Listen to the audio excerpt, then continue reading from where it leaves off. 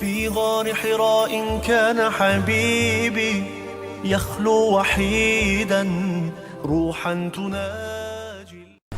حضرت اقدس حکیم الامت مجدد ملت حضرت مولانا اشرف علی صاحب تھانوی رحمت اللہ علیہ کے یہاں ایک دیہاتی آیا اور شکر کی پڑیا لے کے آیا اور حضرت کو کہا کہ یہ ہدیے میں لایا ہوں. اس زمانے میں شکر بہت قیمتی چیز سمجھی جاتی.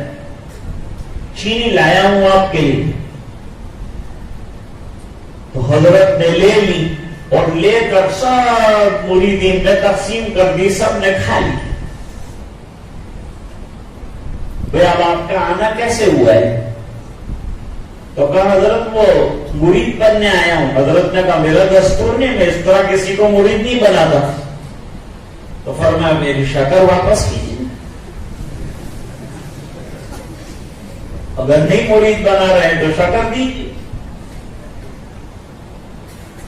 حضرت نے فرمایا شکر تو میں نے تقسیم کر دی.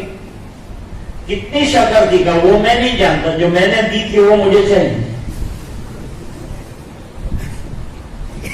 اچھا شکر تو نہیں مل سکتی, اچھا مرید ہو جاؤ.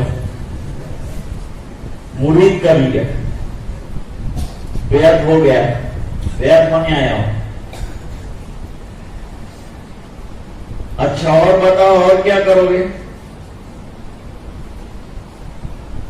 کہا وظیفہ بتاؤ. بھائی مرید بنا کر فوراً وظائف میں بتاتا نہیں, میرے اصول کے خلاف ہے. کہا بس وہی بات ہے, میری شکر واپس لاؤ. حضرت نے وظائف بھی بتا دی. اور آگے بتاؤ کیا ہے؟ کہا پیر پھیلائیے, میں پیر دبانا چاہتا ہوں.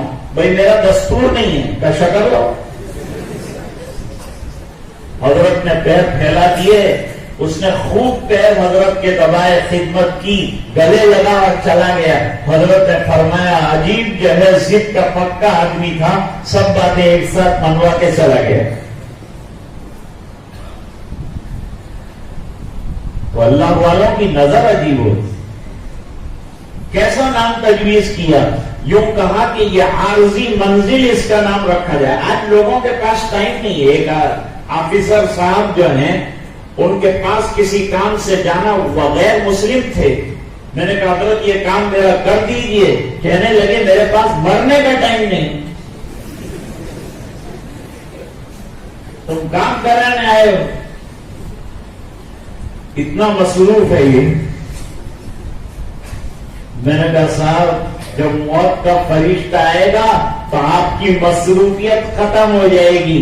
وہ آپ کی مصروفیت کا انتظار نہیں کرے گا کہ صاحب فارغ ہو جائیں پھر جان نکالو. فَإِذَا جَاءَ أَجَلُهُمْ لَا يَسْتَأْخِرُونَ سَاعَةً وَلَا يَسْتَقْدِمُونَ. وقت آیا تو جانا پڑا. حکیم الامت حضرت مولانا اشرف علی صاحب تھانوی رحمت اللہ علیہ نے بڑے بڑے علماء کو جواب کیا اور عوام کو الگ کیا اور کہا ایک راز کی بات تم کو بتانا چاہتا ہوں. اور وہ راز کی بات کیا ہے؟ میں مرنے کے لیے اتنا تیار ہوں کہ ابھی ملک الموت آئے تو میں تیار ہو جائے گی.